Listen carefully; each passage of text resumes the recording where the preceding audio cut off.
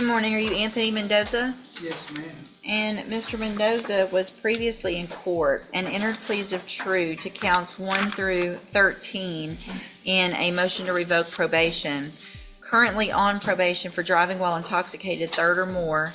That was a 6-year sentence that was probated for. Everyone had an opportunity to review that report. Yes, Your Honor. Yes, Your Honor, we have. Are there any additions or corrections to that report? No, Your Honor.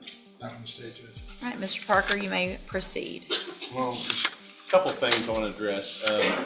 It's a situation I see quite a bit where he's ordered to have to scram and interlock. It's costing him $600 a month, and he's having to go to work, but yet he's not supposed to drive, and so he's driving with an invalid license, and then he's not able to work, and he can't afford to pay for the things he needs to do, such as the 12-step program, the GED program. All those things require money, and that's one of the big issues. But the things I'm concerned about is that it says that he went to the safety relapse program. I'm not sure exactly what happened, but he says he never went to the safety relapse program. I don't know if he was ordered to go and he didn't go, but I think he was in custody at the time, and I'm not sure how that happened. But he also says he's never tested positive for cocaine, which is alleged in here. It addresses an issue that he apparently had with one of the directors of the facility where he became combative. And this also, in turn, is tied to a scram device. He ended up developing a big sore on his ankle, so he would put his sock behind the scram device. And in this incident, he was frustrated, and he wanted to take his boot off to show the director the problem that he had. And that's when they were saying that he was being disruptive. He has no other felonies, Judge, and he wants the opportunity to go back he wants to complete his probation. He wants to do the safety relapse. I'd like to hear what they say of what happened with that, but I'm sure there's an explanation. And I think you'd also like to address the court, Judge. Well, let me first make sure I've got the timeline, because it appears that I see that safety he completed and then was placed on zero tolerance in the high-medium caseload. And after that, there was an issue where he was testing positive, again, for alcohol and cocaine, which I understand he denies the cocaine, but that's what this alleges. And in October of 2022, was granted relapse safety. Yes, ma'am. There was a motion to revoke that was filed and came before the court, and he was ordered to go to relapse safety, and he absconded, and he never went to relapse. So he wasn't in custody? No. Okay. And then, so we didn't see him again until August 11th of 2023 when he was arrested in Houston. So here's the thing. Whether you probably didn't get any paperwork. Come up here to the front in the middle here. From at least October of 2022 until August 11th of 2023, you wouldn't have known about anything because you quit going to probation. You were an absconder. And the only reason we found you for aggravated assault with a deadly weapon. And then in May, we get you back here, and you were sanctioned to 180 days in jail. So this is the third time, it looks like to me, that you would have been given an opportunity to remain on probation. I gave you upfront time, continue you on probation. Courtesy supervision was sent to Harris County, and then we have the scram device issues still, alcohol violations, interlock violations, aggressive behavior, ongoing alcohol use. So if you didn't do the relapse safety, it's not anyone's fault other than your own, because if you didn't know about it, it's because you weren't going to probation. Mr. Nichols? Judge, I think it's pretty clear. He was put on zero tolerance a couple of years ago, and here we are on the second time. Third. Multiple times. Yeah. And I don't know what else we could do. So obviously I agree with the probation department's recommendation for revocation. I think he's had more than enough chances, Judge. In fact, there was one thing I want to make the court aware of. If I can call Ms. Martinez real quick. Yeah, sure. Ms. Martinez, would you please raise your right hand? Do you swear or affirm the testimony you're going to give in this hearing will be the truth, the whole truth, and nothing but the truth, so help you God? Thank you. Go ahead. Ms. Martinez, you were supervising on, Mr. Mendoza was on Harris County supervision, correct? Yes. And you were back in October when he started having these violations, and So, ha, that was his only reply to you. Did I ask you to print me out a copy of that? yes, Showing you what I marked State's Exhibit 1, for purposes of this hearing, is this a copy of the email with his reply to you? yes. I'll tender to the defense attorney, Your Honor. Okay. I'll tender to the court for purposes of this hearing, I'll offer State's Exhibit 1. It's admitted. And is that pretty consistent with his level of cooperation and attempts to prevent probation while he's been supervised? Yes, sir. No other questions, Your Honor. All right, any questions? just a couple. I want to clarify on the relapse program. You said he was in, y'all came to court on motion to revoke, is that my understanding? Yes, And so the safety relapse was ordered by Judge West, yes, and when he was here, the defendant was here, Mr. Mendoza was here that time? yes, sir. Well, wouldn't he have been taken into custody? Let me make sure, because technically I wasn't supervising. Okay. It looks like the hearing was completed over the phone. Okay, wait, he was not here. It was over the phone with the supervisor at that time. Due to him residing in Houston, he reported he had a lack of transportation to report back to the hearing at that time because he had tested positive for alcohol and cocaine. The supervisor had recommended complete relapse safety and issue a warrant for his arrest. So he was made aware at that time that he was going to have a warrant and we were requesting relapse safety. I have no further questions of her, Judge. All right, anything I have no else? other questions for Ms. Martinez, Your Honor. Your Honor. Thank you, Ms. Martinez. I think he wanted to address the court, but we never did because Sure. we talked with her. Go ahead. Would you like to tell the court? Do you want to tell the court? You're saying I went to safety twice, I never went. Nobody's saying you went to Safe twice. We're saying you went to You're saying Safe I Hold absconded? on, don't, listen. I'm gonna let you talk, but don't talk over me. We're saying that you went to Safe and then that you were ordered to go to the Safe relapse, but you never came and turned yourself in after that phone call where you were told that there was to be a warrant for your arrest. So no, you never went to Safe relapse. So then, that was after I did the 9 months where felony assault got dropped to a misdemeanor terrorist threat. Mm-hmm. So when I was here, y'all let me out. And then I was trying to work and they kept saying that I was messing with the scam device.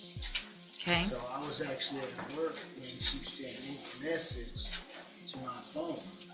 And I was trying to work and trying to pay, for the devices and stuff, since they were violating me for the operating my truck without court permission. Mm-hmm. So that's when I just didn't turn myself in. Right. So did you respond? Is that email? That was Yes, what, ma'am. that's what you thought about all that? Yes, ma'am, I did actually say that. You thought that was funny? It's because I was agitated and I was taking lunch at work, and I was trying to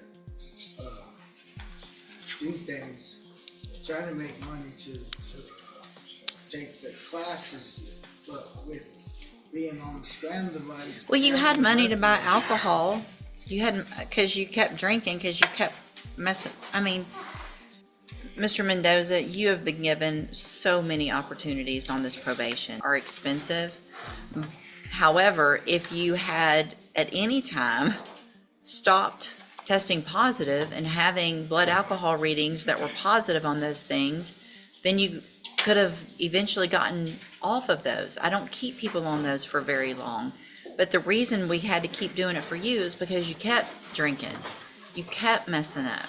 And so you don't get to say, I kept messing up. I mean, seriously, you got the initial probation in 2021. You got relapse. I mean, you got Safe P. You got some upfront time because of the Harris County issue. Didn't revoke you. Haven't revoked you 3 times. Haven't revoked you. And here we are with all of these violations. Through the TDCJ program, I was doing what I needed. The only time I had issues when I had the foot problem that I got from the halfway house. That's the only reason they said I absconded from the TDCJ program. Okay. I've actually done well through the program through with the supervisor position. The only time I messed up is when they stopped supervising me and made me go do these things by myself. Well, I mean, how old are you? How old are you? I'm 43. 43 years old. And I have no felonies on my record except for this. That doesn't mean anything. You have this felony and you have 6 years hanging over your head. And you've been given all the tools. You went to SafeP, you got to aftercare. At some point, you have to take those tools and do for yourself and not come in and say, well, they made me do it for myself, so it's somebody else's fault that I kept drinking. We gave you the tools. If I can We're done. through At this, another we're done. safety again, No, we're done. then kiss At my the- ass. Mr. Mendoza, turn around. You can say whatever you want, but you're going to face me and you're going to get your sentence. And if at this time I could give you more, I would, I promise you, but I can't. So I'm going to find that you entered your pleas of true to counts 1 through 13 freely and voluntarily. Find those counts true. Find sufficient evidence to revoke your probation, and at this time revoke your probation. Sentence you to 6 years in the institutional division of the Texas Department of Corrections. You will receive credit on that sentence for any time that you've been in custody that the law gives you the right to receive. I'm going to hand you a certification of your right to appeal. This was not an agreement, so you do have some rights to appeal. Y'all need to sign that before you leave right now. You need to sign that you're getting a copy of it, and then we'll give you your copy, and then when you're done with that, you can go. What a courtroom journey this has been. Let's take a step back and carefully unpack everything we just witnessed. Because the story of Anthony Mendoza is not only about one man's repeated mistakes. It's a bigger lesson about the justice system, accountability, and the limits of second chances. Anthony Mendoza didn't come into this courtroom as a clean slate. He already carried a serious history. He was on probation for driving while intoxicated, third or more offense, a felony that had already earned him a 6-year suspended sentence. That means the prison time was hanging right above his head like a sword. As long as he followed the rules, he could stay out. But the moment he slipped, the court could lower that sword. And yet, instead of walking carefully, Mendoza sprinted down the wrong road. Let's walk through it. He was ordered to wear a scram device to monitor alcohol use, to attend programs like the Safety Relapse program, and to stay off drugs and alcohol entirely. These aren't optional suggestions, they're conditions. Strict rules designed to protect the public and to give him tools to recover. But Mendoza skipped the program, tampered with the device, and failed multiple tests. When probation told him to turn himself in, he didn't just ignore them. He laughed. Literally. He sent back an email that said nothing more than, "Ha." That one syllable said it all. Arrogance, defiance, and zero respect for the system that was giving him chance after chance. Now, the defense tried to paint a different picture. They said the devices were too expensive, that Mendoza was trying to work, that he had health issues from the monitoring device. And sure, those arguments tug on sympathy. But let's be honest. How many people face similar obstacles and still find a way to follow the rules? The truth is simple. When someone keeps testing positive for alcohol, the problem isn't the device. The problem is the drinking. And Mendoza's problems didn't stop with probation violations. In fact, while absconding from supervision, he was arrested in Houston for aggravated assault with a deadly weapon. That's not a minor slip-up. That's a violent, life-threatening charge. Suddenly, this wasn't just about failing to attend classes or skipping drug tests. This was about public safety. The judge, to her credit, showed extraordinary patience. She didn't revoke him the first time. She didn't revoke him the second time. Even after multiple violations, she gave him structured programs, sanctions, and shorter jail stays to encourage compliance. She gave him every single opportunity to succeed. And still, Mendoza kept breaking the rules. Think about what the judge said near the end. "If I could give you more time, I would." That statement is powerful. It tells us that the court's mercy was completely exhausted. She wasn't just revoking his probation. She was expressing frustration that the law tied her hands from giving an even harsher sentence. This raises an important question for us as viewers. At what point should mercy end? Probation is designed to rehabilitate, not simply punish. But when someone rejects rehabilitation at every step, should the system keep trying? Or does there come a point where prison is the only answer? Now let's consider the human side. Mendoza stood there, 43 years old, still blaming others. He said the system failed him, that the device caused him problems, that work got in the way, that circumstances weren't fair. But not once did he take full accountability. And that's the heartbreaking part, because without accountability, change is impossible. This is what makes probation such a fragile deal. It's both a gift and a test. The gift is freedom, the chance to live outside of prison walls. The test is responsibility, proving you can follow the law and make better choices. Mendoza had that gift. He had that test. And he failed it, over and over again. The bigger takeaway here is about trust. Judges don't just hand out probation casually.